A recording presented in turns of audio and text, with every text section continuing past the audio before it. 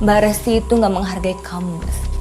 Mentang-mentang duit dia lebih banyak daripada kamu. Padahal kan kamu ini suaminya dia. Lama-lama melunjak juga dia ya.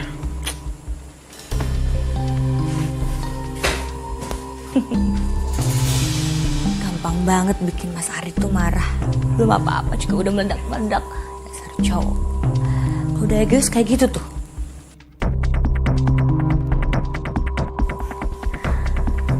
Bagus juga ya niat kamu.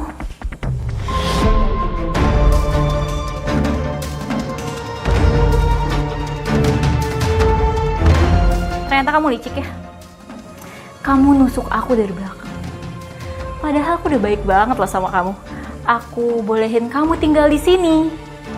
Tapi ini balasan kamu sama aku. Ini tuh rumah Mas Ardi. Dan aku tuh istrinya Mas Ardi, Mbak. Dan aku tuh lagi hamil. Hamil anaknya Mas Ardi. Kamu pikir ini rumahnya Mas Ardi? Rumah ini warisan dari almarhumah ibu aku. Jadi Mas Ardi gak ada andil apa-apa soal rumah ini. Sekarang kamu keluar dari rumah. Lepasin, Mbak. Keluar kamu! Kamu lebih pantas tinggal di jalanan. Yang berhak mengusir aku di sini tuh hanya Mas Ardi. Kamu tuh nggak ada hak, Mbak. Rasti! Kamu apa-apaan, ha? Kenapa kamu kasar sama Vina? Ini mesti jahat banget. Masa dia dorong-dorong aku ini kan lagi hamil. Gimana kalau nanti aku keguguran? Kamu gak akan keguguran karena aku dorong. Kamu udah janji kan?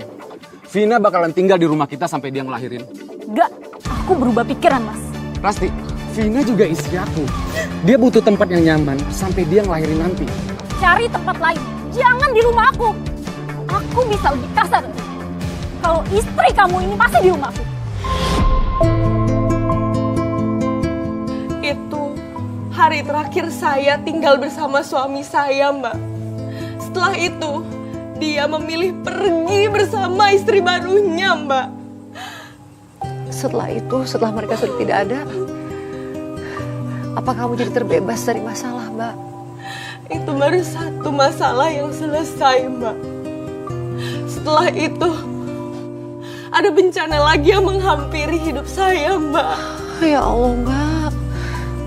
Bencana apa lagi?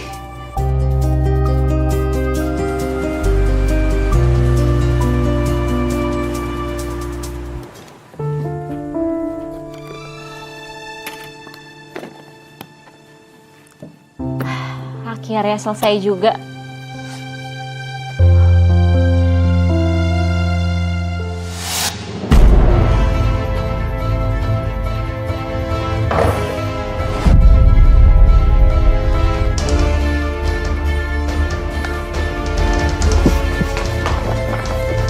Mas Ardi! Mas! Itu kan kotak perasan aku. Balikin! Enggak. Enggak, sini! Aku mau pinjam dulu, Ras. Aku lagi butuh uang, Ras. Ya! Nanti aku balikin. Aduh.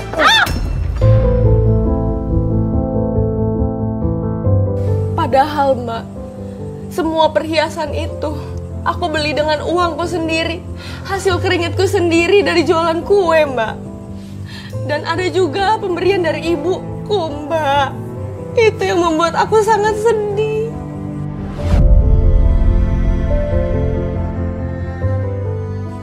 Karena apapun yang dikasih sama ibu itu nggak bisa digantikan dengan apapun kan, Mbak.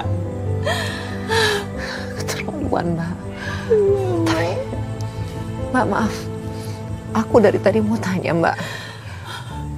Luka yang ada di wajah kamu, apa itu juga akibat suami kamu?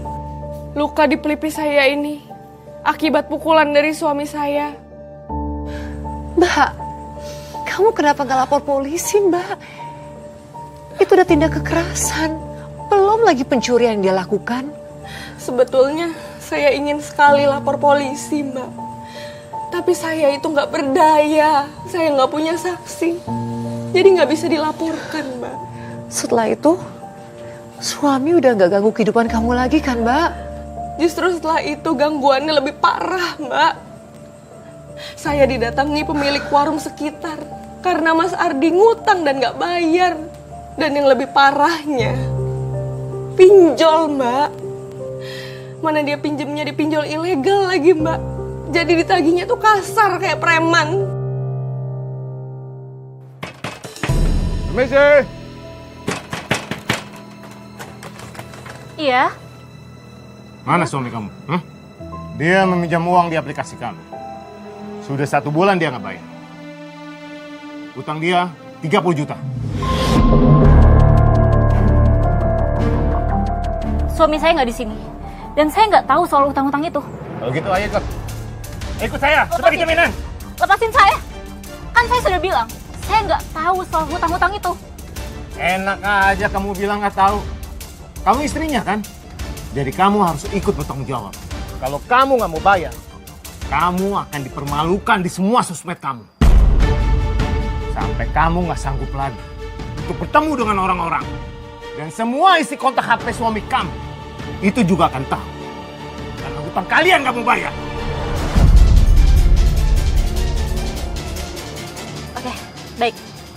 Saya yang akan bayar semua hutang suami saya. Bagus, ayo bayar sekarang. Ya ampun Mbak, kamu dikejar-kejar sama penagih hutang. Padahal itu kan hutang suami kamu. Iya Mbak. Jadi Mbak, dari kamu jualan kue, kamu gak dapat apa-apa dong. Enggak sepeser pun Mbak. Itu semua aku lakukan karena aku terpaksa. Aku khawatir akan keselamatanku Mbak. Saya paham perasaan kamu, saya paham alasan kamu Mbak. Tapi hal seperti ini gak bisa dibiarin begitu aja Mbak. Harus ada efek jerak untuk suami kamu dan istri barunya itu. Aku nggak tinggal diam begitu aja. Aku mencari di mana keberadaan suamiku dan istri keduanya. 6 bulan aku mencari mereka berdua. Akhirnya aku menemukan keberadaan mereka, Mbak. Lewat teman-temannya Mas Ardi. Terus mereka di mana Mbak? Apa mereka pindah kota?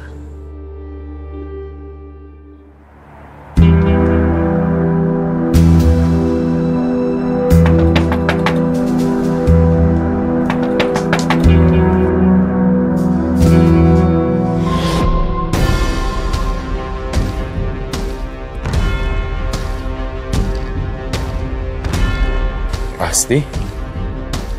Mbak Rasti?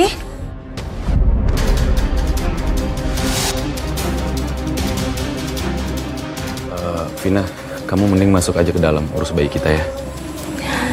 Iya, Mas.